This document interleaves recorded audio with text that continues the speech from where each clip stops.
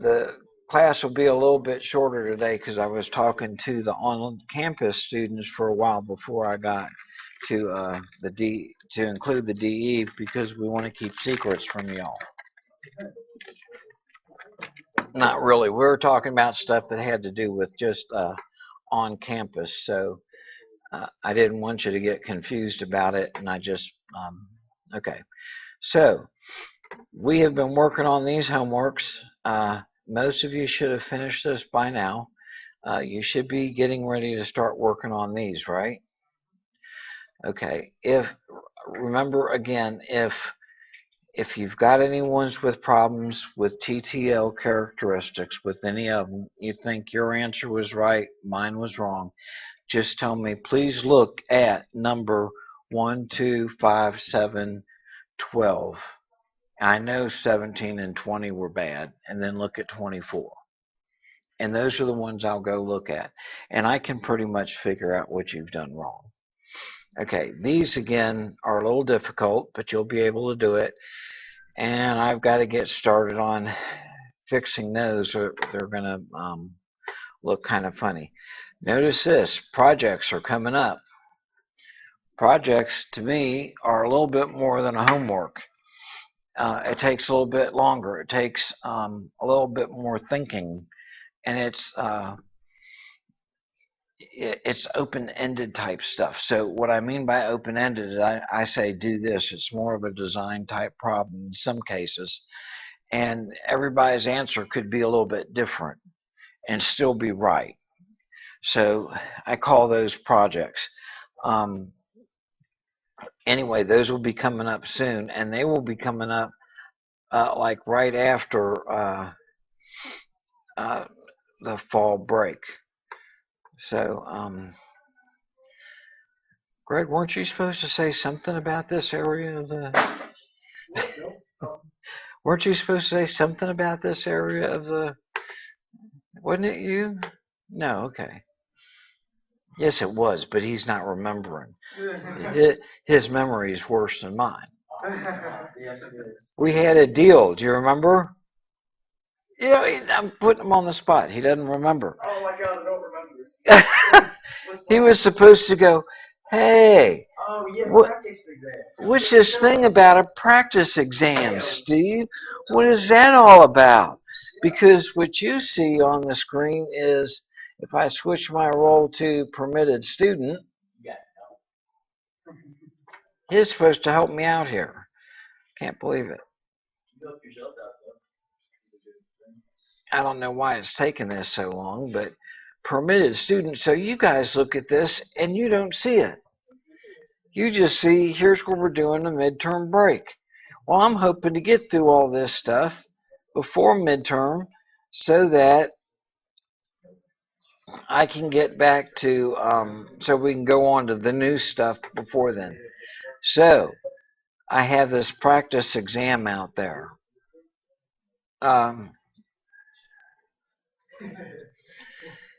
This is just an exam I have used in the past, so you get an idea that I do want to kick your butt on this. And then I've got the answers. A lot of times I won't hand out the answers right away because I find what students do is study the answers and not really try to work through the problems. If you do that, I promise you will fail this test. I promise you will. It's not the way to do this test. You've got to work through it as if it was a real test sitting in front of you right then. And then later, you'll want to see how's it looking. What I will probably do is have you show me or give me some indication that you've completed it. I might be able to see online that you've completed it. I think I can. And then and I can also tell how long you took. So if you go in and open it up and close it and then say, hey, I completed it, can I see the answers? I'll look in there and I'll say, he completed it in 2 minutes. I couldn't write it up in 2 minutes. So no, but I think this time what I might do is give you the answers after you have completed it. Okay, so you can now you guys here you can show it to me. You can say, look, this is what I've done. Okay, it's a great way for you guys to ask questions for the distance students. For you guys to ask questions by typing in an email and say, could you show me how you worked on problem such and such, and I can pull that up and maybe have it ready to go beforehand. Okay. All right, let's pull up where we left off the other day. In fact, the other day, we only went a few slides in, didn't we? So let's just start over. And so we still, looks like kind of a short class, 45 minutes or so. These are the objectives. These are our K-maps. This one, we say binary min terms. We're saying here that A is 0 in this column, and A is a 1 in this column, and B is 0 in this column, and B is a 1 in this column. I said column. B is 0 in this row, B is a 1 in this row. I'm sorry, columns go up and down, right? So here,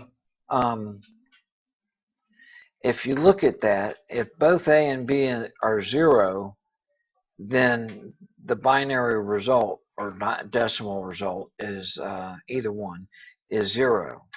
Here, if A is 1 and B is 0, now we're assuming something here. What are we assuming?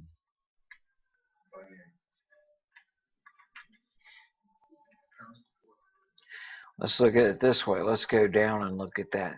Here we're saying A is 0 and B is 1. So what are we assuming?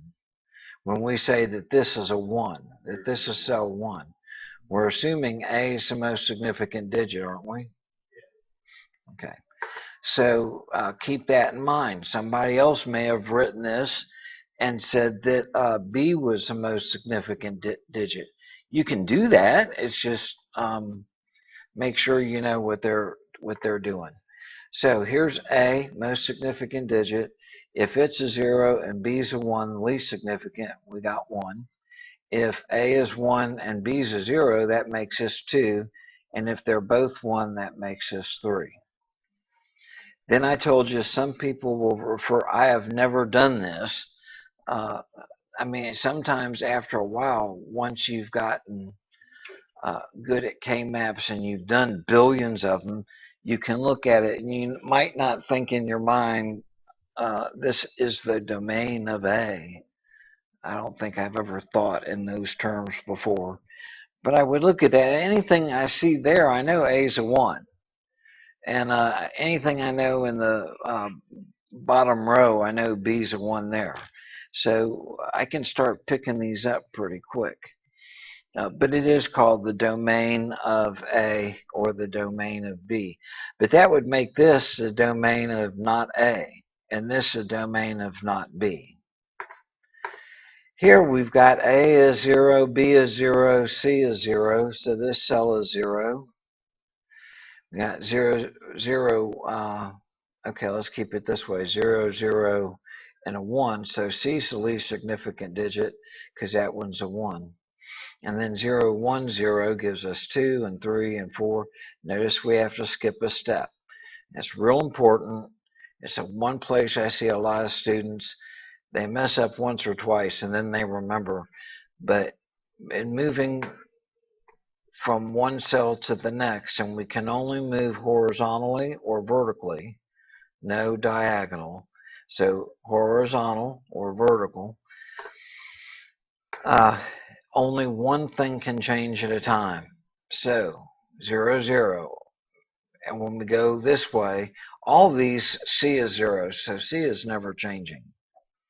Going from this cell to this cell, only B changed. Going from this cell to this cell, only A changed.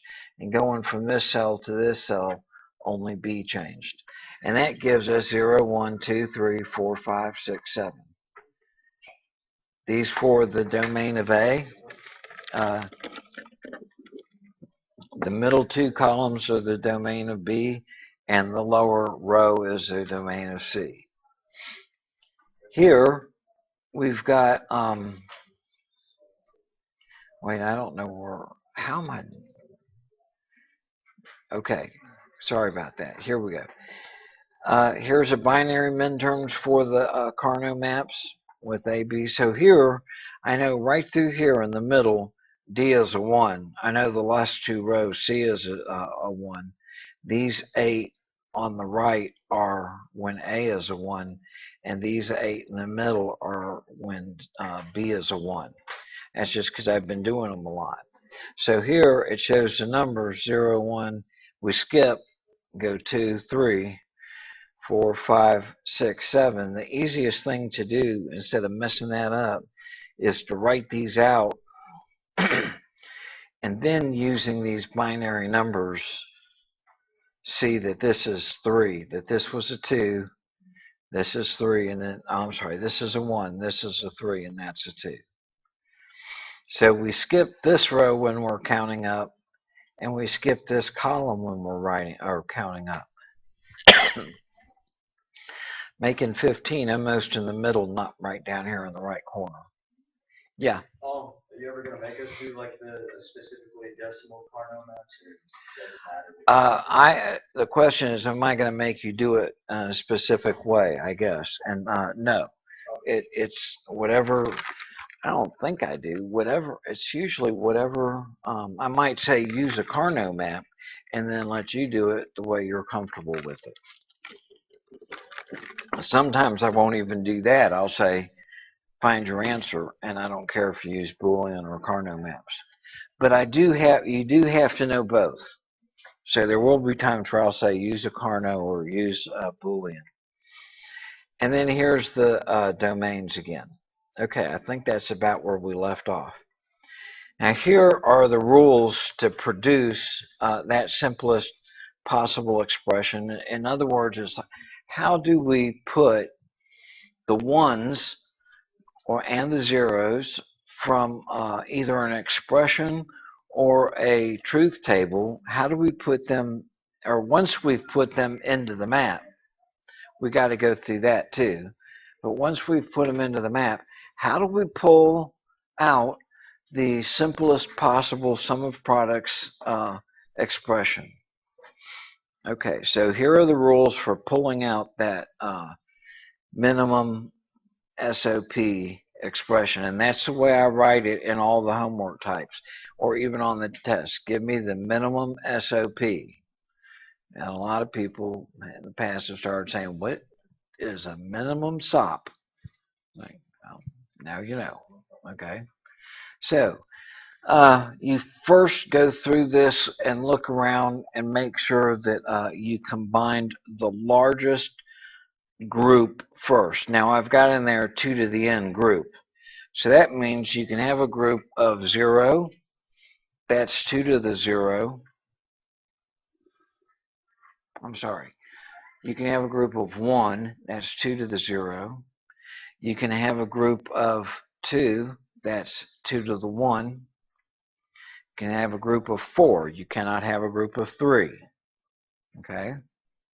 So you can have a group of 4. If you have, let me go back to this, and let's say you had these 3, you can't combine these 3. You got to combine these 2 by themselves and then these 2 by themselves. You'll have 2 groups. But if you had this one, this one, this one, and this one, then you could group these. Okay?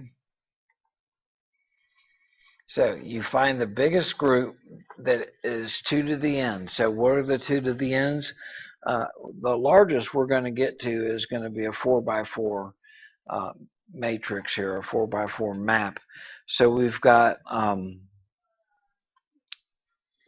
1 by itself, 2 of them together, 4 of them together, 8 of them together, or the whole thing. Okay?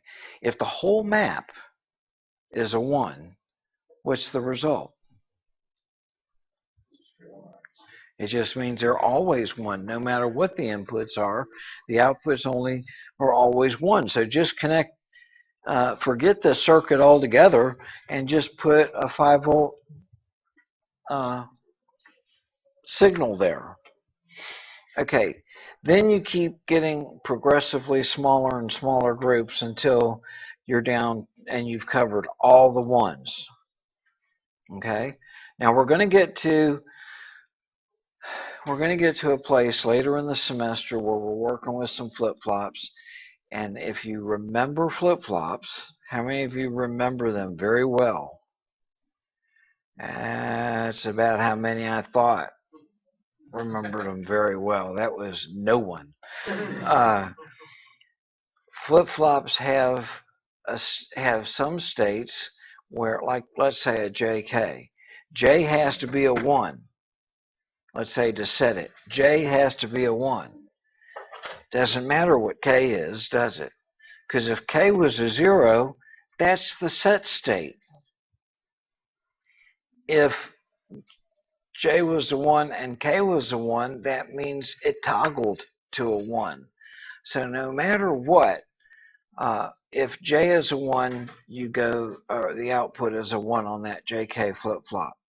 So that means K doesn't matter. So we're going to have in some of our Karnaugh maps, we're going to have a star. Some people put a dash. I've seen all kinds of stuff. I usually put a star in there, and that means it doesn't care. We don't care what this particular one is. And you can put a don't care as part of a group if it simplifies it.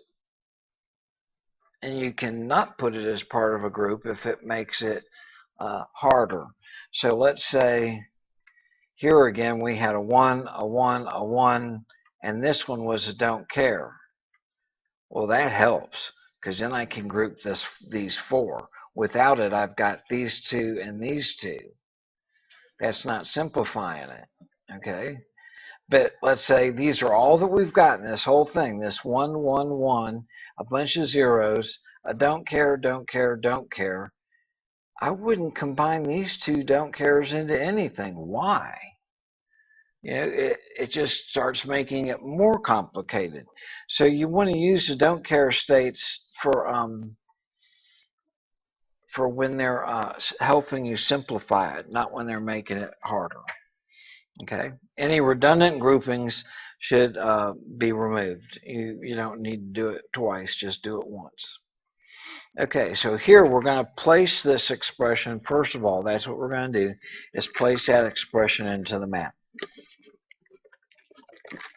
The first one's part of the expression, AB, says, yeah, what am I doing? I'm hurting. My legs and back are hurting from standing up, and I'm not sitting down.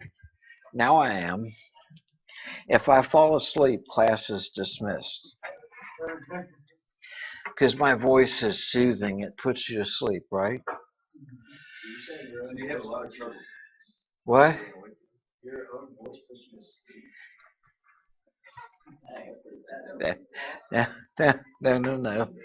No. It does not.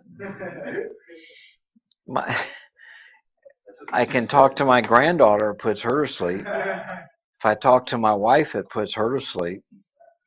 And I don't know what it does to my kids, but they've never heard anything I've said to them. So anyway, here, this is A and B. So if A, and there's no bars across them, so it's not A and not B. It's just A and B. So we're trying to say then A is a 1 and B is a 1, and that's right here where A is a 1 and B is a 1. Right there. Here, and then it says or A. Well, A is a 1 in both of these cells, right? So then to remove this, and see here we've got redundant. We don't need both these ones in here. And since 1 or 1 and 1, whatever, it doesn't matter. They're both 1, it's redundant. Get rid of it. And so we're left over with 2 1s, and they're a group. It's the biggest group we could get. And that means this thing reduces to just A. But look at this. If we were using Boolean, we would factor out that A, have B. Now, some people go, "Oh, you got to use one of those weird rules." No, you don't. You factor out an A, and you're left with B or 1. Well, what's B or 1? That's always going to be a 1. So that A then left with A and 1. A is always going to be the answer there. So this reduces to A. It works easily with K-maps or Boolean. Okay. Trying to see anything. Most of this is What's the exclamation point? pretty. That are not.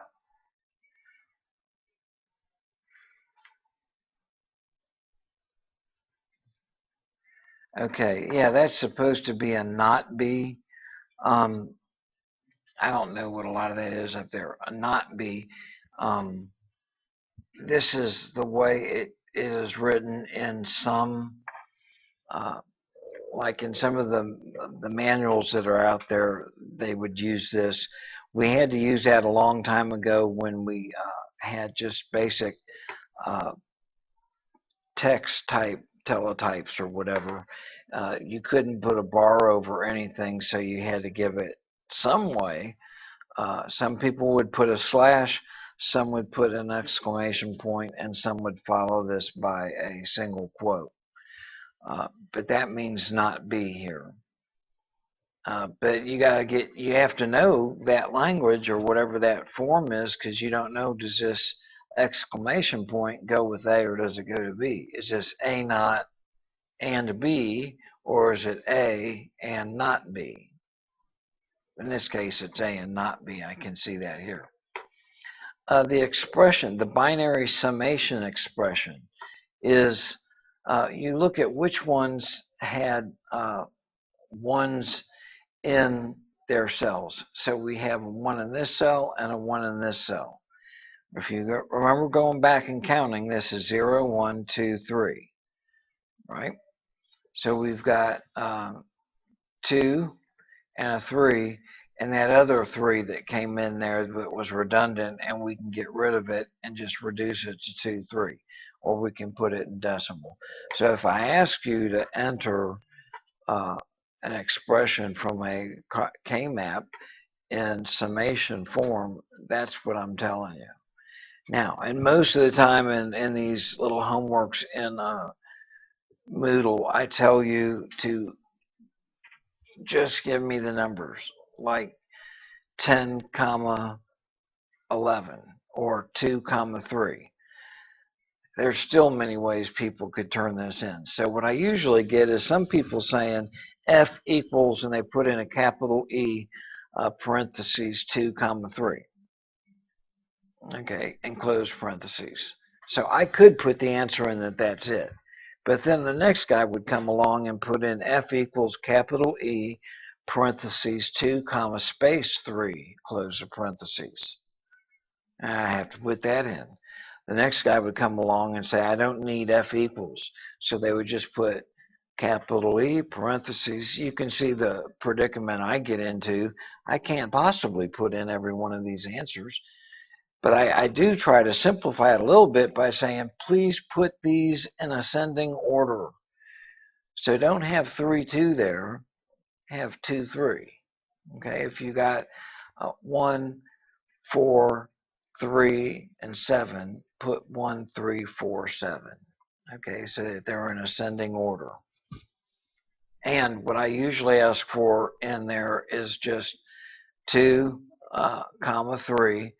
And I do try, I don't always make it, but I'll put in 2 comma 3 and then 2 comma space 3. And I try to have both of those as the best possible answer. Now, this is going to be a lot of those where you've typed in the correct answer, but I've marked, or Moodle has marked you wrong. So you tell me, look at this question, or this is one I want you to check. I'll check it. I don't need an explanation. Okay, here's the truth table for AB. This is another way to solve something. for this particular expression, this is a little ridiculous, but it's a good one to learn on. So we've got the the values for A and B. These are all the possible values for A and B. This term A and B, if they're both 0, that term is 0. If 0 and 1, the answer is 0. If it's 1, 0, we get a 0. And if they're both 1, we finally get a 1. And then we've got this column, which is just A. So we can put this column here and say, well, let's look at and put in the values here that are either from here or A. So A, B, or A, they're both 0s. A, B, or A, they're both 0s.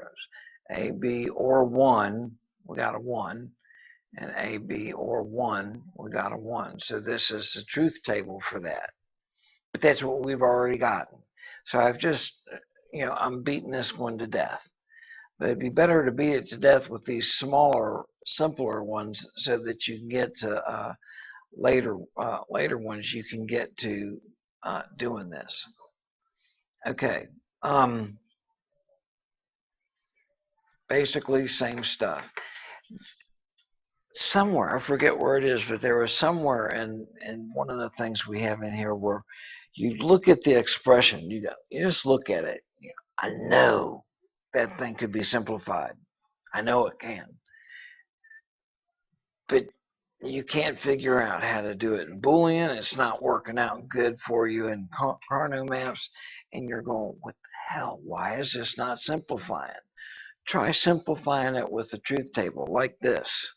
And you can find typically a way to simplify it here, if no other place. Okay. Where are we at? Okay. We're all looking at, these are all the same thing. They're just looking in different ways, right? The binary, the cells with numbers, or the domains. You can use whichever one you really like. Doesn't matter to me. The problem, and the other thing you can do that a lot of people really don't like, and I can't do it here unless I draw it first, but it doesn't matter where you start here. It doesn't matter where you start here. So we could start here with A and B as 1. And then we move to the right, and that means that A is 1 and B is 0. And then we move to the right again, and we get what? It have to be 0, 0. And move to the right again, and we'd get 0, 1. So because, and I know we can do that because on these Karnaugh maps, this cell is next to this cell, isn't it? If I had a 1 here and a 1 here, I could circle them, put them together, and make one grouping.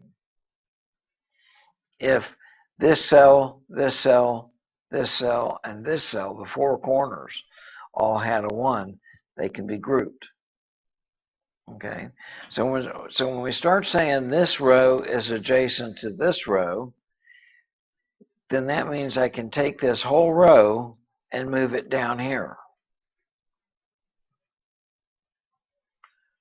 And if this row or column is adjacent to this column, if I wanted to, I could take this column and move this column from here over here. Now, why would you want to do that? You probably wouldn't want to do that. That's fine. I could also have AB over here, where there are the rows, and CD is the columns. I've seen this and another student I had a long time ago used to get in arguments about his book never had it like this. Well, the book I had always had it like this. So that's how I learned. He didn't. He used to tell me you couldn't get the right answer doing that. You can. So I don't know how many times I did it, but it got to the point in that class where every one I did that was through variable, I had to do it his way and my way, just to show him it works either way. But he would have 4 rows and 2 columns, and A and B would be on the side and C would be on the top. That's fine. There's nothing wrong with that. It works. Use whichever one you're comfortable with. It doesn't matter. Okay. Here, I want to reduce this expression. Okay. Damn, I better pick up the speed. There's 98 slides here, and I'm only on 19. Okay, so we put them in like this, then we do this, and we do this, and we do this, and then we say, there it is. No, I'm sorry. Sorry. I'm not going to do that. I would have walked out. Yeah, what? I would have walked out. That's how you're trying to explain. That would be mean. I've had teachers that would do that. Okay, so we take A and B. Here's the domain where both A and B are 1, right? This is where they overlap. A and B are both 1s. B naught C. Well, here's where those domains overlap. B naught is here, and C is here. So they overlap here and here. Then we got this one. Now it's got 3 variables, so how many 1s are we going to have?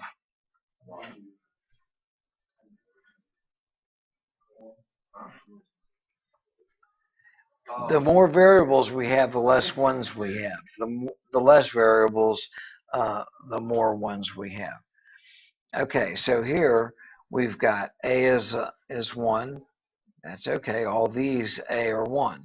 Here, B naught is a 1. Well, these 2 and these 2, B naught is a 1. So now we're down to this actual column. And then C has to be a 1, so we're down here. And that's redundant, so we don't even need it. And then we go to the next one, which is A not B, or I'm sorry, A naught, and then B and C. And this is domain of A naught. This is B, so here they overlap, and then we get C. So now we've got to decide how our group's going to be formed. Well, I only see 2 groups there. That group, okay, that's the largest, that should be done first. And then that group. So those are our 2 groups. We got all the 1s combined. And then we take those expressions out of there. This one's C, and this one is A and B. So it should be A and B or C. Okay? Questions? Everything's so simple, right? So I can move on. There's trying to prove this one using the truth table. I'm not going to go through all this. Okay, but this does you use a truth table to get to this place, and then we look and we can see that actually you'd almost have to start figuring out what do you think this is going to be to get that.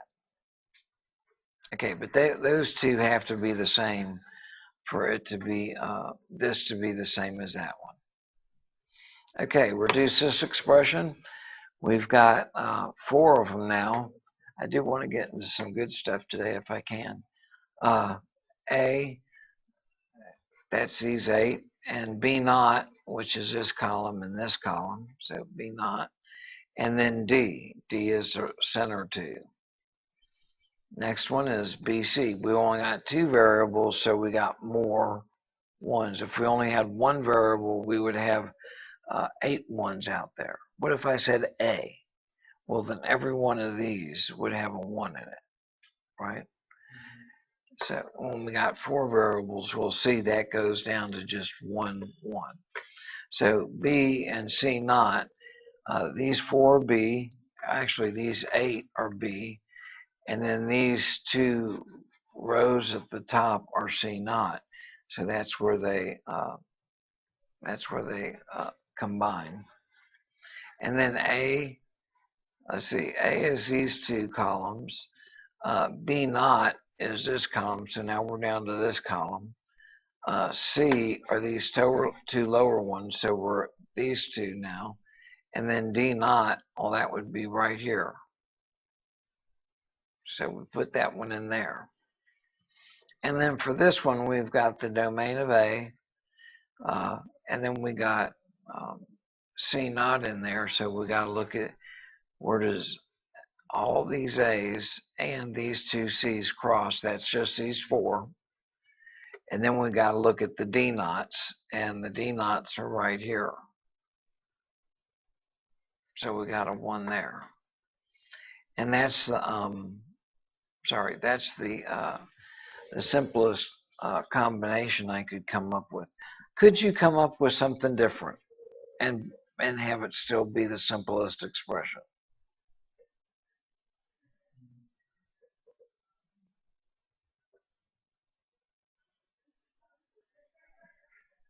What do you mean by different?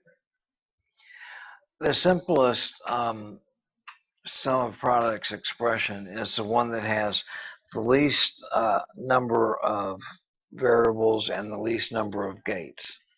Okay, it doesn't mean it's the best answer. We're going to see that later, but by the simplest, we've taken this and we've reduced it to a real simple A and B naught, or B and C naught.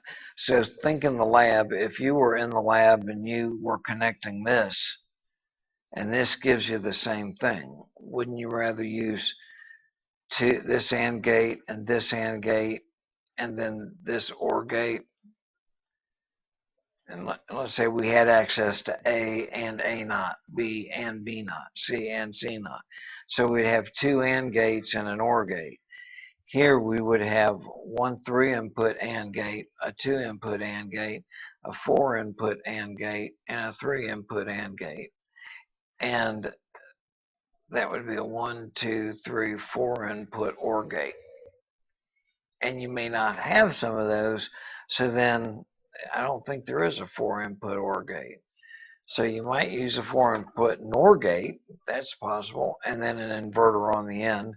Or you would OR these two together, and then OR these two together, and then OR those two groups together. It's a lot of working around here. Okay, I want to look at this one first, and this happens a lot. Not this obvious, but this does happen.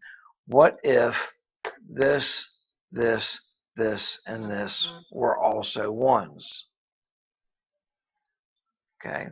Now, we have don't cares that we can circle them or put them in the group or not put them in the group.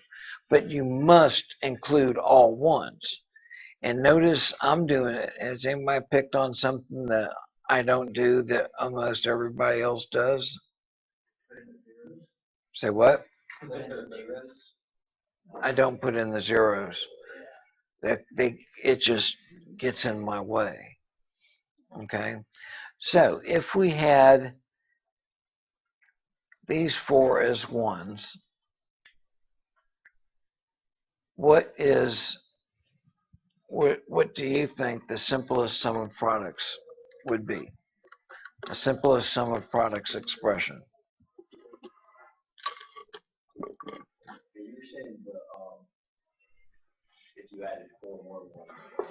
If we had a 1, a 1, a 1, and a 1, and all these were still there.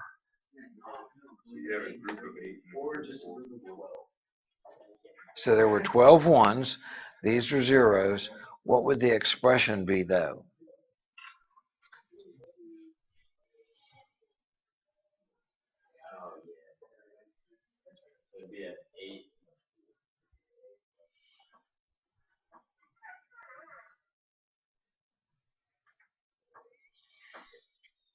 Okay, let me put it this way.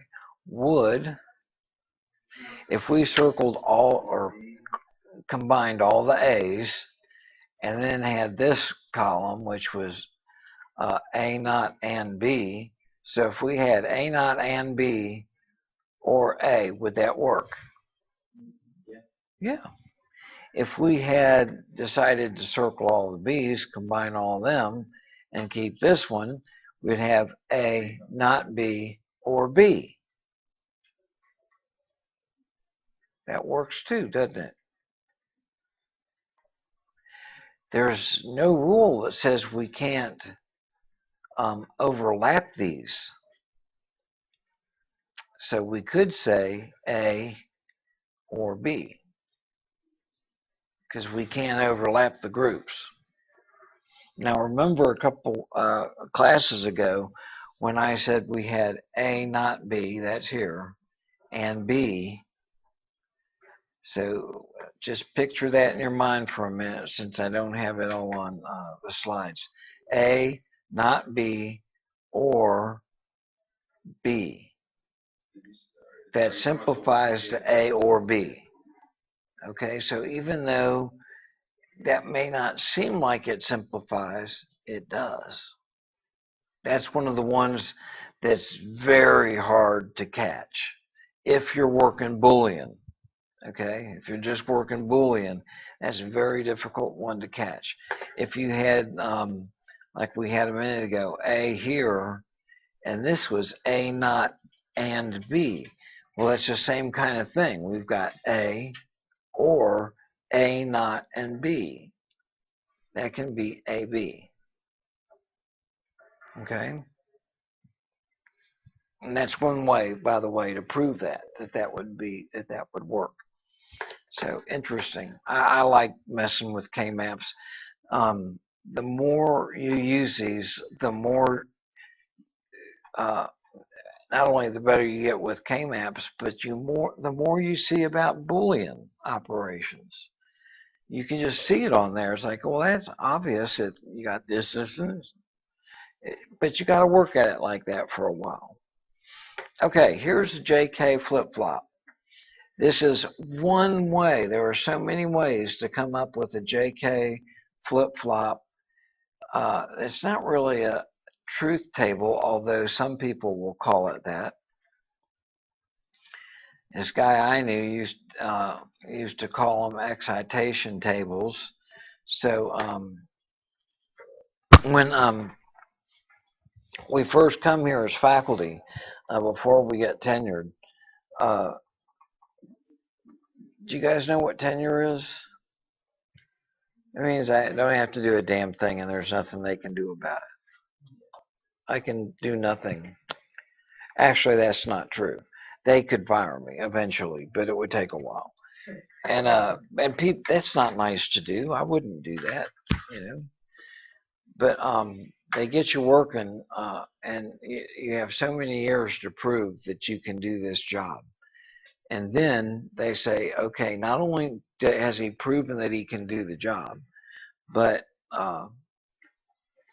we believe he's going to continue to do that job. And there are several areas that they test you on or they look at. How many papers have you written and how many citations from those papers? How much money have you brought in for research? How many classes have you taught and developed, and how many of those have you? How many times have you taught them? How many students have you taught? What are your student surveys? You know, how do they come out? The students think you do a good job or not? And there should be at least, how many committees do you serve on in the department, the college, and the community and stuff like that. So there's a lot of things that they look at. I put excitation in there. I probably would have put truth table, but one of the things they do is the tenured professors come by every once in a while and get in a group and they watch non-tenured professors teach. And decide, you know, they fill out this rubric whether we're any good or not. So the guy that taught digital before me always had excitation tables. So by golly, I had excitation tables in there when this came up. The other thing is none of them like me to just use PowerPoints. And unfortunately for my on-campus class, typically I don't just stick to the PowerPoint. I go here and to the board. I do all kinds of things. And I have some teachers that say you should never use PowerPoint and it puts people to sleep. My soft and soothing voice and these boring slides put you to sleep, right? Think if these were black slides and I had the lights turned out, you guys would all be out. Okay, I know it's time to go, but let me tell you a couple things about this just real quick. This is saying the current state of the output, Q, if it's 0 or 1 or 1. Here's our two inputs, J and K. This Q at T plus 1 is the next state. So if this is the current state of the output and the inputs change to J, and I don't care what K is, the next state will still be 0. It won't change.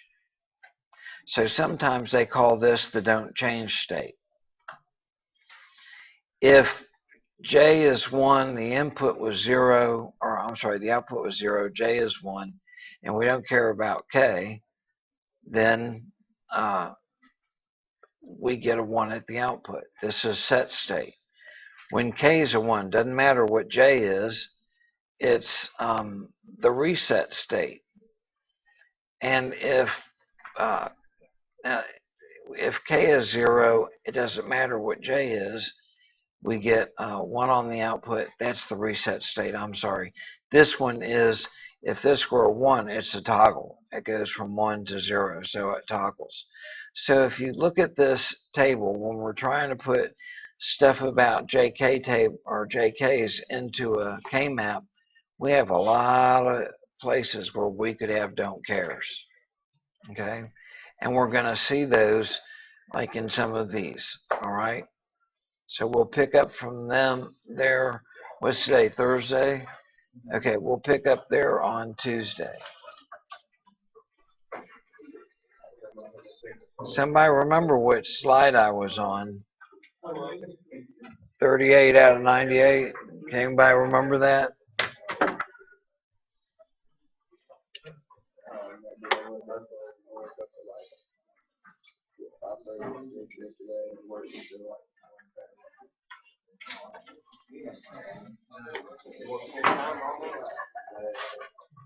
And distance ed students, remember to email me with any questions you got.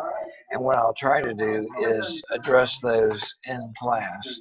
And I'll try to, if you give them to me early enough, I'll try to come up with something on a PowerPoint slide or a Word document that I can not only send out, but I could go over in class as well. So send your questions to me, and I'll do my best to answer them in class.